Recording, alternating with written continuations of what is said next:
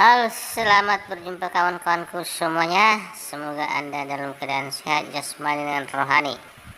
Kali ini kita akan membahas mengenai beberapa waktu yang lalu kita mendengarkan berita-berita pelarangan perayaan Natal di tempat-tempat tertentu.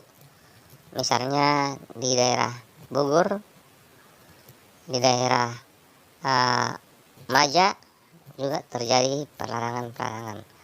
Tapi terima kasih kepada pihak aparat yang bisa memediasi sehingga dapat dilakukannya perayaan Natal di daerah-daerah bermasalah tersebut. Dan juga saya merasa salut kepada pernyataan Ustadz yang mana dalam menanggapi permasalahan pelarangan tersebut. Mari kita lihat videonya. Viral di media sosial yang bernarasi pelarangan ibadah Natal di dalam perumahan di wilayah Cilebut, Kabupaten Bogor, Jawa Barat, akhirnya terjawab. Polisi menjaga kegiatan ibadah tersebut hingga selesai. Terima kasih kita ucapkan kepada pihak aparat yang bisa memediasi sehingga pelaksanaan ibadah Natal bisa terlaksana. Mari kita lanjutkan mendengarkan penjelasan atau tanggapan daripada Ustadz ini. Kapolres Bogor AKBP Imanuddin menyebut persoalan tersebut sudah selesai, sudah clear. Kita jagain sampai selesai ibadah kok. Itu lokasinya di dalam perumahan, kata Iman. Menurutnya persoalan tersebut terjadi karena warga komplain pemilik rumah yang merayakan Natal tidak menjalani kesepakatan dengan warga perumahan. Warga komplain karena sebelumnya ada kesepakatan dengan warga bahwa rumah itu rumah pribadi, bukan gereja. Peribadatan hanya dilakukan untuk keluarga setempat yang jumlahnya hanya 3 orang, kata Iman. Ini kesepakatan ini juga agak janggal juga. Mana mungkin bisa merayakan ibadah Natal dengan 3 orang. Mari kita lanjutkan mendengarkan penjelasan daripada Pak Ustadz ini. Artinya memang persoalan ini clear sampai di situ. Hanya saja saya ingin mengajak kita semua menggunakan hati nurani dan akal sehat kita. Mengapa umat Kristiani di perumahan tersebut melakukan Natal di rumah? Karena satu, mereka nggak punya gereja. Karena nggak punya gereja. Inilah yang jadi permasalahan. Seandainya juga warga Kristen itu kalau ada gereja nggak mungkin melakukan ibadah di rumah sendiri. Mari kita lanjutkan dengarkan penjelasan daripada Pak Ustadz ini. Maka mereka ingin beribadah walaupun di rumah. Seandainya mereka punya gereja atau diizinkan mendirikan gereja, mereka tidak perlu payah-payah kok beribadah di rumah atau di perumahan. Mungkin ada beberapa kendala yang mereka hadapi ketika hendak mendirikan gereja. Yang kedua, coba kita menggunakan akal sehat dan hati nurani kita. Umat yang berkumpul di rumah tersebut kan sedang beribadah. Mereka sedang merayakan Natal. Loh, apa masalahnya? Emang itu masalah? Emang itu persoalan? Wong kita ini mengadakan pesta, ngundang artis, ngundang biduan yang kadang dari pagi sampai sore sampai malam melakukan pesta, yang kadang-kadang juga berkumpul minuman keras di sana. Entah tetangga biasa-biasa saja. Kita sangat setuju itu Pak Ustadz. Biasanya kalau ada pesta hajatan itu juga ya bisa-bisa sampai jam 10 malam. Kita juga tidak ada marah. Itu adalah hal yang biasa. Oke, kita lanjutkan mendengarkannya. Ketika terjadi kegiatan yang kurang lebih itu sangat mengganggu sekali dengan lingkungan sekitar. Saya coba pernah bertanya, mengapa Bapak tidak merasa terganggu misalnya dengan pesta yang secara berlebih-lebihan diselenggarakan, memekakkan telinga, belum lagi joget-joget erotis dan lain sebagainya. Apa kata tetangga tersebut? Ya ini kan juga nggak sering-sering, cuman sesekali saja. Itu pun cuman pas pestaan. Nah sekarang begini, umat Kristiani, mereka kan nggak sering-sering. Mereka bukan dalam rangka melakukan perbuatan yang berlebih-lebihan. Mereka semua sedang beribadah. Mereka semua sedang berhari raya. Loh apa masalahnya kemudian? Ini saya nggak masuk di logika saya dan tidak masuk di akal sehat saya. Justru saya merasa malu ketika ada orang yang mengatasnamakan Islam melakukan itu semua. Anda belajar Islam dengan siapa sih? Dan belajar Islamnya di mana gitu? Dapat dalil-dalil mana sebetulnya? Baik. Terima kasih Pak Ustadz. Semoga teman-teman yang selama ini ada rasa kebencian terhadap pelaksanaan Natal ataupun ibadah, mudah-mudahan mereka dapat berubah dan saling tolong-menolong. Mari kita lanjutkan penjelasan Pak Ustadz mengenai kejadian yang ada di Maja. Saya mau lanjut ke informasi yang berikutnya. Beberapa saat yang silam sempat viral juga kejadian di Kecamatan Maja. Kita baca di portal media online juga di BBC News Indonesia. Judul beritanya, tak ada gereja di Kecamatan Maja, maka umat Kristen dilarang ibadah Natal di ruko. Ini jelas bentuk diskriminasi. Sejumlah umat Kristen di Kecamatan Maja, Kabupaten Lebak, Banten, mengaku tidak mau jika diminta beribadah Natal di wilayah lain dengan alasan karena tidak ada gereja. Pelarangan ini disampaikan Bupati Lebak, Iti Oktavia Jayabaya, karena diklaim ada pihak yang keberatan kalau ruko dijadikan lokasi kegiatan ibadah lantaran tidak sesuai peruntukannya. Peneliti dari LSM Setara Institute menyebut sikap Bupati ini jelas menunjukkan diskriminasi terhadap kelompok minoritas. Sebab hak beribadah dan beragama melekat pada setiap individu warga negara yang dijamin oleh undang-undang. Ya. Pertanyaannya, mengapa masyarakat di Kecamatan Maja melakukan ibadah Natal di sebuah ruko? Mengapa mereka lakukan itu semua? Karena mereka tidak punya gereja. Mengapa mereka tidak punya gereja? Mungkin ada banyak sekali kendala yang mereka alami ketika hendak mendirikan gereja. Maka mereka memanfaatkan ruko. Dan itu boleh-boleh saja sebetulnya. Karena memang belum ada rumah ibadah. Nah mestinya sang bupati sebagai pimpinan peka dengan persoalan ini. Saya sangat setuju. Sebagai pemimpin, seorang bupati, dia harus pemimpin ke semua masyarakat, bukan ke salah satu individu atau salah satu organisasi atau satu agama tertentu. Harus merata ke setiap warga negara Indonesia.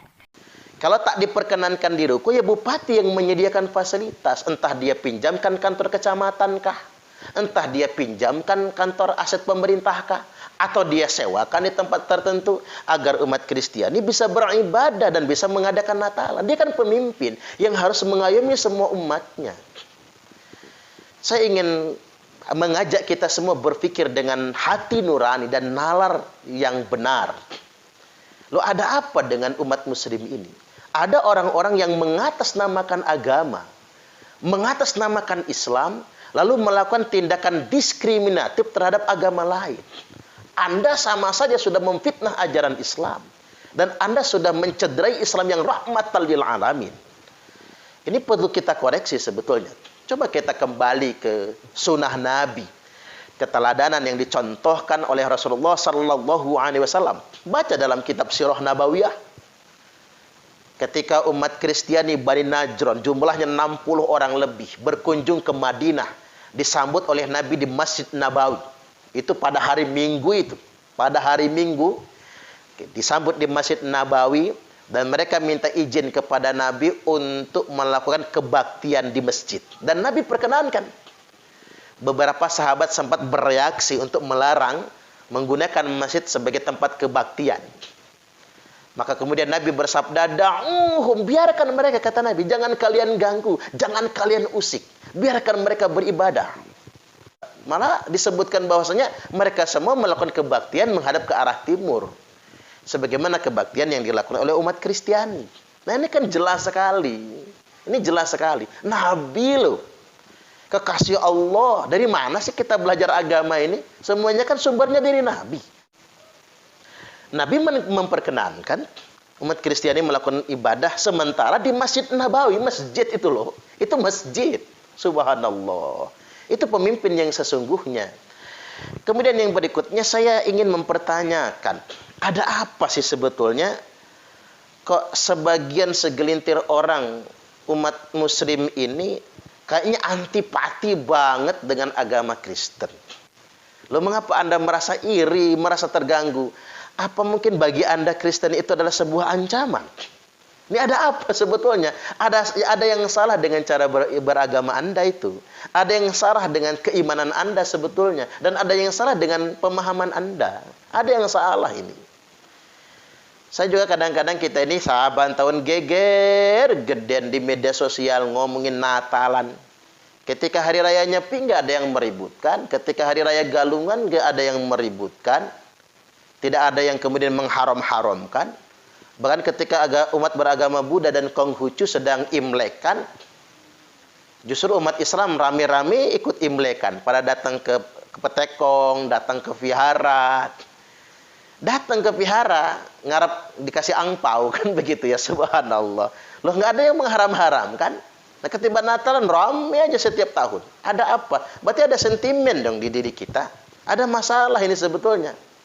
Nah, saya hendak mengucapkan kepada umat Kristiani atas beberapa insiden terhambatnya umat Kristiani melakukan ibadah Natal pada tahun ini. Saya mengucapkan permohonan maaf yang sebesar-besarnya. Saya ingin tegaskan bahwasanya mereka sebenarnya tidak mewakili Islam.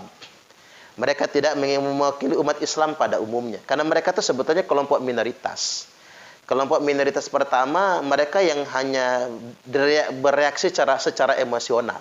Orang yang bodoh, orang yang nggak ngerti agama.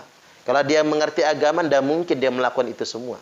Karena dalam Islam ini tidak boleh berlaku diskriminatif terhadap umat beragama lain. Bahkan Allah Subhanahu wa taala sudah menegaskan, wala tasubbul ladzina yad'una min dunillah. Jangan sekali-kali, kata Allah, kalian menghina tuhan-tuhan agama lain. Menghina cara beribadah umat beragama lain. Menghina ajaran agama lain. Tidak boleh. Itu di Quran loh. Coba saya ingin bertanya itu kepada para mubalik yang sok paham agama. Yang dia menceramahkan agama ini lalu dia mencaci maki agama lain. Lalu dia populer dan terkenal dengan cara mencaci maki agama lain. Anda belajar dari mana sih sebetulnya? Di dalam Islam ini dilarang kita mencaci umat beragama lain. Jadi sekali lagi saya ingin tegaskan, mereka tidak mewakili umat muslim. Mereka kelompok minoritas yang nggak ngerti agama. Atau yang kedua, kelompok minoritas abangan. Ini kejadian sebetulnya. Ada sebuah kejadian nih, saya nggak menyebutkan nama daerahnya. Orang mau bangun gereja dihancurkan. Begitu saya lihat yang menghancurkan itu preman-preman. Islamnya Islam KTP, sholat aja nggak pernah, kerjaannya minum tuak, kerjaannya mabok-mabok di perempatan. Lalu saya tanya, bang, kata saya, ngapa sih gagah amat ngancurin gereja? Kata dia, walaupun saya nggak pernah sholat, ngaji alif bengko aja nggak tahu, tapi kalau ada gereja di kampus saya akan saya hancurkan. Dia sesat perasaan, sesat keyakinan. Dia pikir itu benar. Dia pikir itu jihad agama. Kata saya, itu bukan jihad agama, itu sangat memalukan sendiri. Itu sangat memalukan sekali. Anda mabok, Anda nggak kenal agama, sholat aja tidak, tapi sok merasa membela agama. Dalam Islam tidak ada larangan umat beragama lain untuk mendirikan rumah ibadah. Kalau kita ini paham dengan Islam yang rahmatan lil alamin, justru sebetulnya kita mudahkan ketika umat beragama lain ingin beribadah menurut kepercayaannya dan untuk mendirikan rumah ibadah. Lu apa salahnya? Coba kita tampilkan, kita merujuk lagi kepada Nabi Islam yang rahmatan lil alamin. Rasulullah sallallahu alaihi wasallam telah bersabda, "Innallaha jamilun yuhibbul jamal." Sesungguhnya Allah itu indah dan Allah suka dengan yang indah-indah. Jadi kita ini punya kewajiban, punya beban moral menampilkan Islam yang indah. Tahsin suratil Islam. Menghias, memperindah wajah Islam yang sesungguhnya. Wa ma arsalnaka illa rahmatan lil alamin. tidaklah kami utus engkau Muhammad kecuali semata-mata agar menjadi rahmat bagi sekalian alam. Nah, Islam agama rahmat, bukan agama arogan, bukan agama marah-marah, bukan menebarkan ketakutan dan ancaman. Jangan begitulah. Cobalah kita timbang perasaan. Seandainya kita di Amerika nggak boleh Idul Fitri, nggak boleh Jumatan di masjid. Kita Muslim minoritas di Amerika. Seandainya kita dilarang Jumatan di masjid, dilarang Idul Fitri, kan ngenes di hati. Timbang perasaan, jangan jadi arogan. Jangan mengikuti hawa nafsu. Itu hawa nafsu semua itu sebetulnya. Kemudian yang berikutnya, Allah Subhanahu wa taala telah berfirman, "Fabima rahmatim minallahi lintalahum." Dikarenakan rahmat dari Allah Subhanahu wa taala, engkau bisa bersikap hangat kepada mereka semua Muhammad, bersikap hangat, ramah, lemah lembut, menggembirakan. Walau kunta fadhdhan ghalidhal qalbi lang faddu min haulik. Seandainya engkau bersikap kasar, marah-marah, menakut-nakuti dan berhati kasar, lang faddu min haulik, niscaya mereka semua akan lari dari sekelilingmu. Ini kan sifat ajaran Islam yang dicontohkan oleh Nabi yang sesungguhnya. Satu hal lagi yang hendak saya komentari. Beberapa waktu silam misalnya di Cianjur, terkait dengan bantuan korban Cianjur, aksi kemanusiaan dari umat Kristiani berlabel gereja yang sempat ditolak di Cianjur. Loh, apa masalahnya? Ketika umat Kristiani ditanya, mengapa bantuan itu berlabel gereja? Mereka ingin membangun kesan bahwasanya umat Kristen, umat Nasrani, bahwasanya gereja itu peduli dengan kemanusiaan. Apa itu salah? Ya nggak salah. Ketika ada umat beragama Buddha peduli bencana, menggunakan atribut beragama Buddha, boleh-boleh saja. Karena mereka ingin bangun kesan Buddha itu cinta damai, peduli dengan yang lemah dan sedang terkena musibah. Begitupun umat agama Hindu ketika peduli dengan kemanusiaan. Sama dengan kita umat Muslim. Misalnya ada bencana di Kabupaten Karo seperti dulu kan. Bencana di Kabupaten Karo yang rata-rata penduduknya non-Muslim. Kita datang ke Karo misalnya memberikan bantuan dengan atribut masjid, dengan atribut beragama Islam. Apa boleh? Boleh. Loh, mengapa itu kita lakukan? Karena kita ingin menyampaikan, ada pesan di sana. Islam itu agama rahmatan lil alamin. Islam itu peduli dengan persoalan kemanusiaan. Boleh-boleh saja. Misalnya ke Nusa Tenggara Timur atau ke Papua, kita melakukan aksi kemanusiaan dengan atribut masjid, atribut beragama, boleh-boleh saja. Karena memang itu sifatnya agama. Ada dakwah di dalamnya, menyampaikan nilai-nilai moral kepedulian kita dengan sesama. Saya mengajak kepada kita semua, yuk kita berpikir dengan hati nurani dan logika yang sesungguhnya. Sekali lagi saya ingin tegaskan, beberapa insiden belakangan sama sekali tidak mewakili Islam. Karena Islam tidak pernah mengajarkan yang sedemikian rupa. Dan yang kedua, sama sekali tidak mewakili mayoritas umat Islam. Karena itu kelompok minoritas yang nggak paham agama, gagal paham agama dan bersubu pendek. Nah, tinggal dikompori oleh kelompok Wahabi. Kelompok Wahabi itu kelompok takfiri. Jangankan yang beda agama, dengan yang seagama saja dia bid'ah-bid'ahkan, dia kafir-kafirkan, dan setiap momen begini mereka memang memanfaatkan untuk menciptakan keresahan. Baik, mungkin itu dulu saja beberapa pesan yang hendak saya sampaikan.